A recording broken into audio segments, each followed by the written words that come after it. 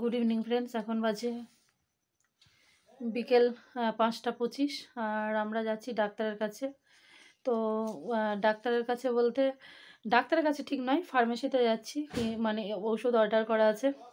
মানে আমার যে ম্যাডাম যিনি অপারেশন করেছিলেন কলকাতায়, তো ওনাকে আমি আমার যেটা সমস্যা, যে মানে যেখানটা আক্রান্ত সেই জায়গাটা আমি মানে সেইটা ভিডিওগ্রাফি করে পাঠিয়েছি ওনাকে। উনি ওখান থেকে প্রেসক্রাইব করেছে। যেহেতু আমি এই অবস্থায় এখন যেতে পারছি না, মানে এতটা জার্নি করে আমার পক্ষে সম্ভব নয়, ট্রেনে হোক কি গাড়িতে হোক কোনোভাবেই আমার পক্ষে যাওয়া সম্ভব নয়। তো উনি ওখান থেকে বলে দিয়েছে যে অ্যান্টিবায়োটিক ইঞ্জেকশন লাগবে, কিন্তু প্রচুর দামি ইঞ্জেকশন, মানে দিন 2টো করে নিতে হবে, দুবেলা, মানে 1000 টাকা করে দাম। তো অর্ডার করতে হয়েছে, কারণ এত দামি ওষুধ তো রাখে না। তো অর্ডার করা হয়েছে আর আজকে দেবে। তো এখন ইঞ্জেকশনটা নিয়ে ইঞ্জেকশনটা লাগিয়ে তবে বাড়িতে ফিরবো। তো ইঞ্জেকশনটা কালকে অর্ডার করেছে, আজকে দেওয়ার কথা। এবার ও আনতে যাবে, তো এবার আমাকে তো আবারও যেতে হবে ইঞ্জেকশন করতে বাড়ি এসে। তো একবারেই ওই জন্য ওর সঙ্গে যাচ্ছি, গিয়ে ইঞ্জেকশনটা করে তারপরে আমরা ফিরবো। তো চলো দেখি কি হয়, জানি না কি হবে, মানে কমবে কি। মানে এতটাই কষ্টে আছি, এতটাই ব্যথা যন্ত্রণায় আছি, এত কষ্টে আছি, মানে ঠিক কি বলবো, এইভাবে তো বলতে পারছি না নিজের কষ্ট, মানে এতটাই খুবই কষ্টে আছি আমি। তো যাই হোক, ঠাকুরের কাছে সবসময় ডাকছি যে সব ক্ষেত্রটা যতটাই সমস্যায় পড়ি আমি, ততটা সমস্যা কাটিয়ে কাটিয়ে তবু আবার মানে আমাকে বাঁচিয়ে তুলছে। এখন জানি না এক্ষেত্রে কী হবে। তো চলো যাই, আগে ইঞ্জেকশনটা দেখি গিয়ে নিই। দাঁড়াও,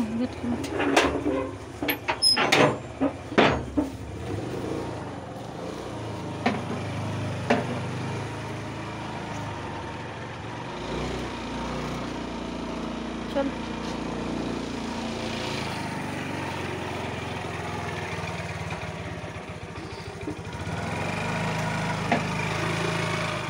চলো যাওয়া যাক।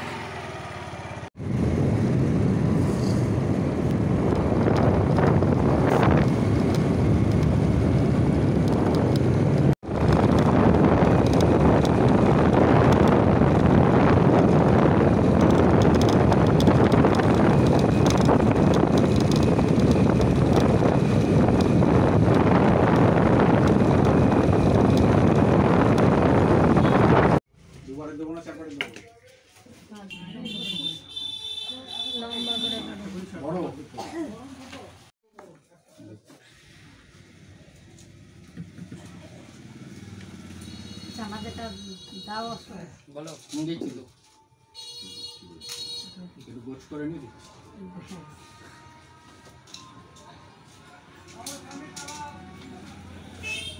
কি বললো বড় বড় একটা কানমা জ্যাম দিয়ে দাও তো।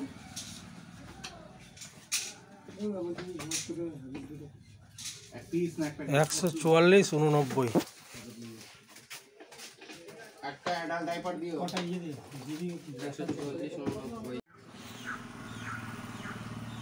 বলো কি করতে এসছো? এখন ইঞ্জেকশন দেবে, তো এখানে বসালো, প্রেশারটা মাপলো। প্রেশার তো বেশিই থাকে, তবে আগের তুলনায় মনে হচ্ছে একটু কম আছে প্রেশার, আছে তাই না? আর অ্যান্টিবায়োটিক ইঞ্জেকশন এখন এখানেই করিয়ে নেবো। তো ওনারা রেডি করে নিয়ে আসছে, এখানে বসে আছি। ঘরটায় প্রচুর ড্রাইভারের বন্ধ। স্পিড দাও, স্পিড আনা হয়েছে, স্পিডে নিয়ে যাও তাড়াতাড়ি করাচ্ছে। আর না হবে না, বাস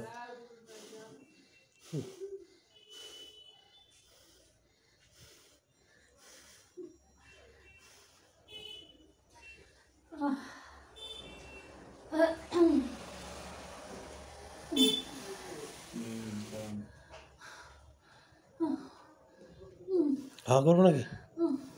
ফ্যানটা চালিয়ে দেবো?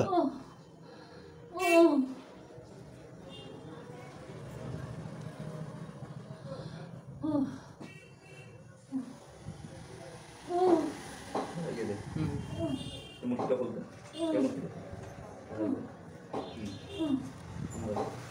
এটা করে পড়া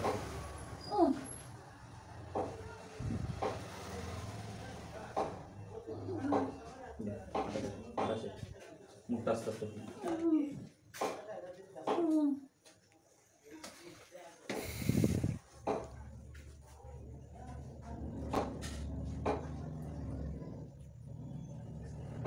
এখন ম্যাডাম এখানে আছে, হুম কোথায় কি আছে এটা আবার দেখিয়ে আসলে ভালো হতো না?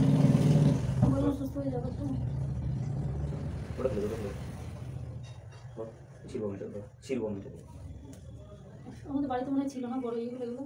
বড়টাতে হবে না, বড় তো আমাদের এখনো আছে, এখানেও আছে বড়, বড়টা দিয়ে জোর পাবে না, এটাতে আর টেনে যে বাঁধতে পারবো।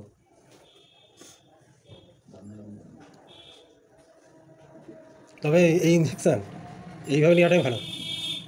অনেক ভালো এটা, কারণ তুমি প্রতিটা দিন কতবার চ্যানেল করবে। আমাকে শাখাটা খুলে নিতে। ও ঠিক আছে, ওটা লাগবে না, দিয়ে আটা দেবো।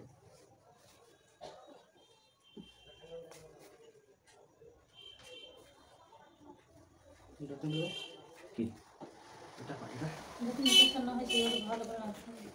হবে না, হবে না, এটা খুব ভালো ছিল। রাখবেন তাহলেই হবে। আমাদের এখান থেকে ইনফেকশন হবে না, এবার বাইরে দেখা গেল রান্না বান্না মশলার মধ্যে হাত ঢুকিয়েছেন, সেটা আবার করবো না, কারণ খাবো না কিছু। আরে সারা বছর ভোগে গো, সারা বছর এই 2 মাস হসপিটালে ছিল, ওই আবার শুরু হয়ে গেছে।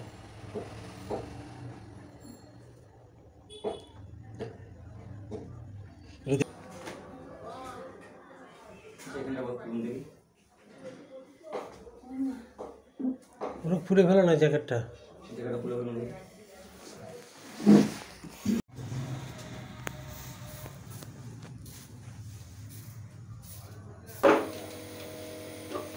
এইটা খুব ভালো হয়েছে।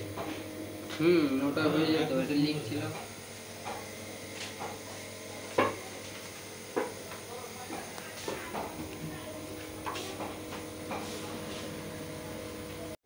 তো দেখো, জীবন আমার বড় কঠিন, মানে কি করে বাঁচবো সেটাই চিন্তা করছি।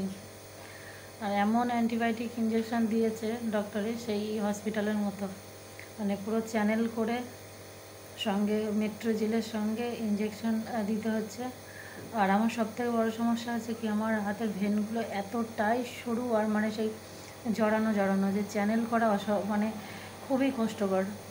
যখন হসপিটালে ছিলাম মানে একটা ডক্টর ছিলেন, মানে খুব ভালো চ্যানেল করতে পারতো। আর তখন তো মানে পুরো 2 হাতের আমার কোনো শিরা মানে বাকি ছিল না, শেষে তো মানে চ্যানেল করার জায়গা ছিল না। আজকেও হলো, আজকে 3টে চ্যানেল করার পরে, মানে 3টে ফুটো করার পরে লাস্টে 4 নম্বর ফুটোতে আমার বর্তমান এখনকার ইঞ্জেকশনটা গেল। এই যে এইমাত্র ইঞ্জেকশনটা শেষ হলো। প্রচণ্ড হাতে ব্যথা করছে বলে এখন কিছুক্ষণ বসে থাকার পরে বাড়ি যাব। কিন্তু এই চ্যানেল কালকেও যাবে কি জানি না, দিনে 2বার নিতে হবে, সকালে বিকেলে। জানি না মানে কী হবে, আর এরপরে চ্যানেল করারও জায়গা নেই। এখন যদি যাই যাবে, আর না হলে আর নেব না, আমি আর পাচ্ছি না এখন। জীবন সবথেকে বড় সমস্যা হচ্ছে কি, মানুষ চলে গেলে ঠিক আছে, চলে গেলাম ঠিক আছে, কিন্তু চলেও যাচ্ছি না, আর এরকম কষ্ট পেরে উঠছি না এখন।